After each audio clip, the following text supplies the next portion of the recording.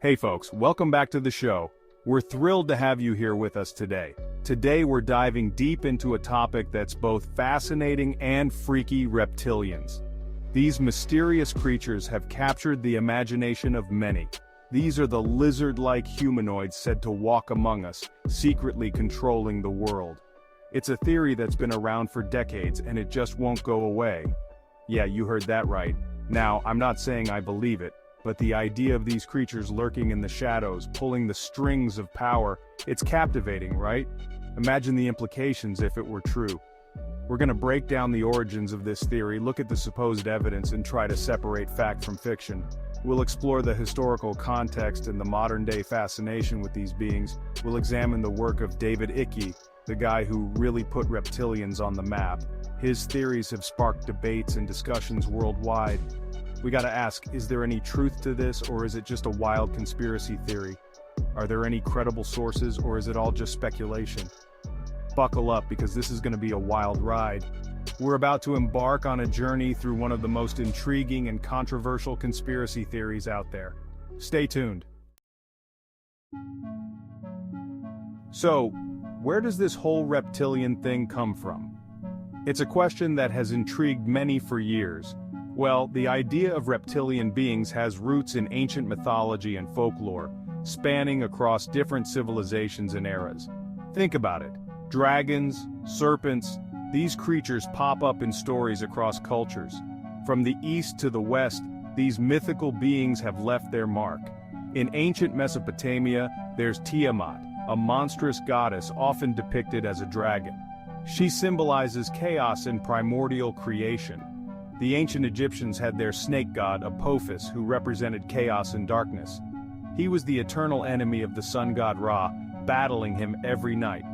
Even in Judeo-Christian tradition, the serpent in the Garden of Eden tempts Eve with forbidden knowledge. This serpent is often seen as a symbol of deceit and temptation.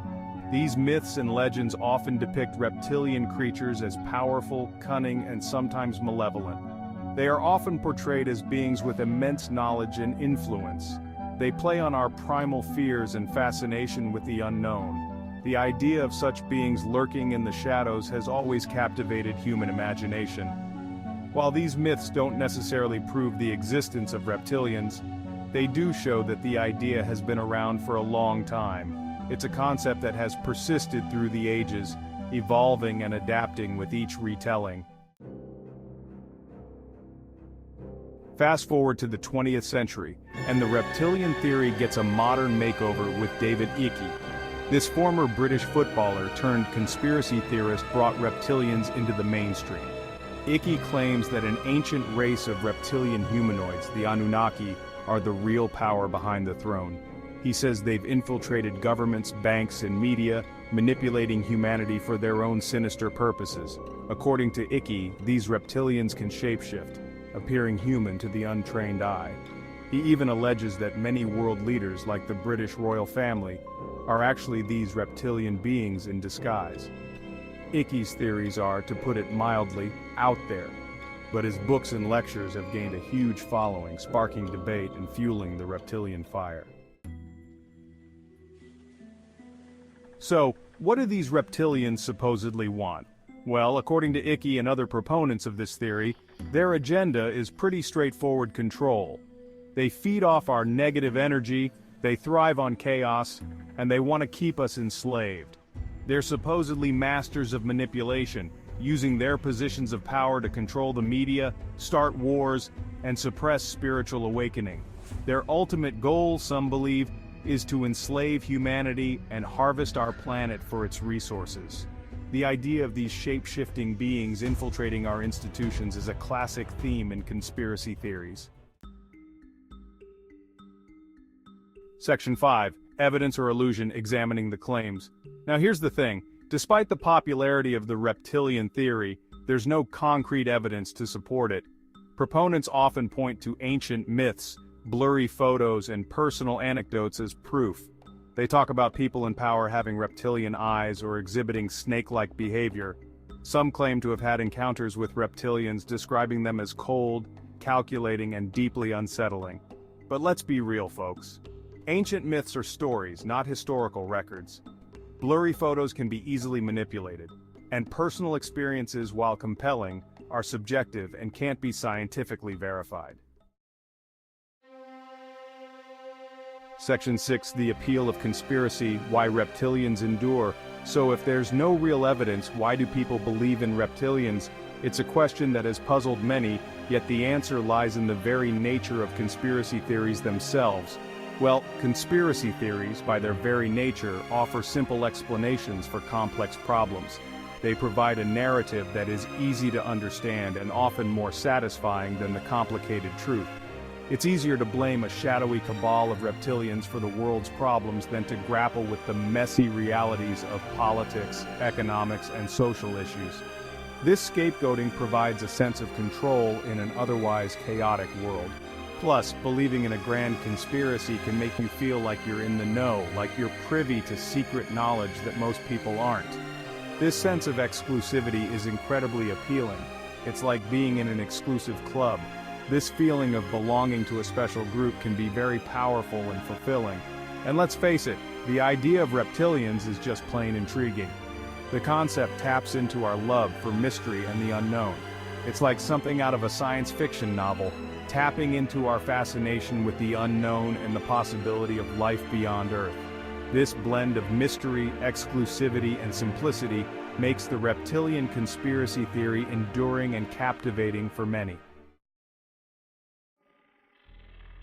Section 7. Paranoia and prejudice, the darker side of belief. But here's the thing about conspiracy theories: they can be dangerous. The reptilian theory in particular has been criticized for promoting paranoia, fear, and even anti-Semitism. Some proponents have drawn parallels between reptilians and historical stereotypes of Jewish people, alleging that they control the world's finances and media. This kind of rhetoric is not only inaccurate and harmful, but it's also lazy thinking. It's crucial to approach any conspiracy theory with a critical eye and to be wary of claims that scapegoat or demonize entire groups of people. Section 8. Pop culture phenomenon: reptilians in entertainment. Despite the lack of evidence and the potential for harm, reptilians have become a pop culture phenomenon. They've been featured in movies, TV shows, books, and video games, often portrayed as villains or antagonists. Think about it.